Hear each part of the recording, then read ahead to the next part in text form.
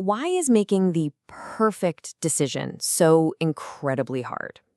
Whether you're trying to buy a car, pick a job, or even just decide on a movie, that little bit of doubt is always there. Well, the reason for it is all around us.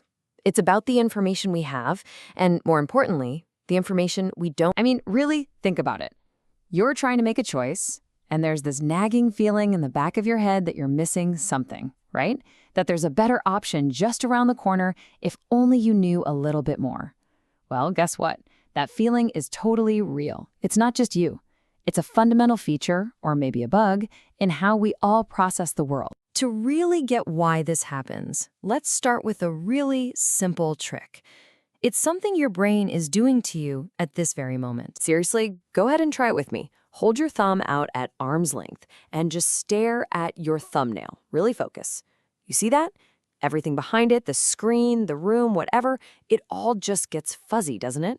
Your brain is actively deciding to ignore all that other stuff so it can prioritize what you're focused on.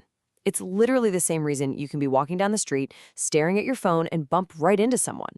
You're not blind, you're just filtering. And the amount of filtering your brain is doing is absolutely staggering.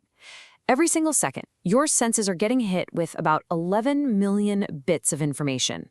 So that little thumb trick, that's not a flaw in your brain. It's a crucial defense mechanism. Your brain has to ignore almost everything just to keep you sane. And this is our very first problem, information overload. So that feeling of just being totally overwhelmed, that's our first huge challenge, information overload. But it's only one piece of a much bigger puzzle. It actually works together with two other massive information problems that make a perfect decision pretty much impossible. And these three problems, they really build on each other. So we start with overload. There's just way too much coming at us. That overload naturally leads to asymmetry, where one person in any situation is bound to know more than the other. And when you combine those two, you get the big one, incompleteness. We can never, ever have all the data. It's like a perfect storm of not knowing. Asymmetric information is a really simple idea when you boil it down. In almost any deal, one person has an advantage. Think about it. The classic used car dealer. He knows all about that weird noise the engine makes when it's cold. He knows the transmission is probably on its last legs. You don't. And what's his incentive to tell you? Zero.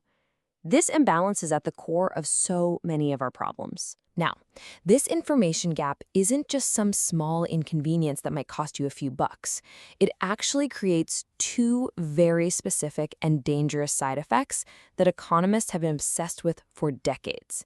So let's break them down. Okay, so these dangers come in two main flavors. First, you've got a problem that happens before a deal is even made. This is based on hidden characteristics. So a job applicant, for example, they know they're not really qualified, but the employer has no way of seeing that. This leads to a trap called adverse selection. The second problem happens after the deal is done, and it's all about hidden actions. Let's say an employee knows nobody's watching them, so they decide to just, scroll social media all day. That's a totally different trap called moral hazard. So let's dig into adverse selection. Let's go back to that used car market. Because you, the buyer, can't easily spot the hidden problems, the lemons. You're only willing to pay an average price. Makes sense, right?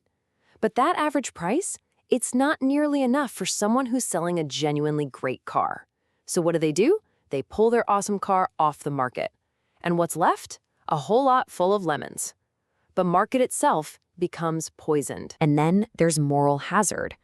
This is all about those hidden actions. It's what happens when someone is protected from risk, so they change their behavior. The classic example is an investment manager who's playing around with a client's money. If their crazy, risky bet pays off, they get a massive bonus. But if it fails, well, it's the client who loses their life savings. The manager is shielded from the consequences, and that completely changes the decisions they make. Now, you might be sitting there thinking, okay, this is all very academic, used cars, lazy employees, whatever.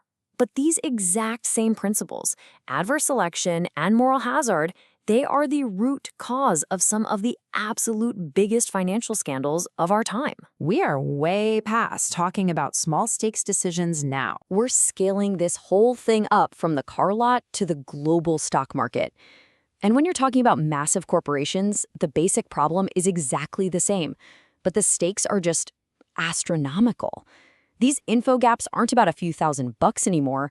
We're talking billions. Enough to destroy entire companies and wipe out the savings of millions of people. And this is not just some theory. I mean, look at the Wirecard scandal.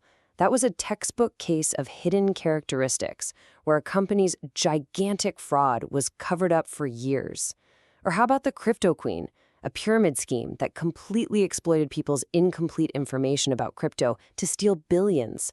And even with rules against things like insider trading, which is the ultimate form of asymmetric information, these problems still happen, and they cause devastating real-world damage. So after all of that, what's the big takeaway here? I mean, if perfect information is a fantasy, what are we supposed to do about it? The first step, and honestly the most powerful one, is just to accept reality. This ideal of the perfectly rational person making a perfect choice, it's a total myth. Because perfect information itself is a myth.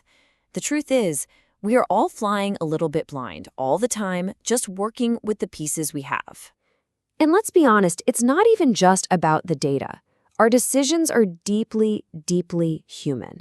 They get shaped by things like time pressure, how much it costs to find out more, our own mental limits, and yet even just our mood on a Tuesday afternoon. Decision-making is not a clean robotic process. It's a messy human one. So the goal here isn't to somehow find the perfect decision. The real goal is to be aware of the gaps, to start asking better questions like, what info am I missing here? Or who in this situation knows more than I do? Accepting that you will never have the full story isn't a weakness, it's your new strategic advantage. So, knowing all this, how will you decide?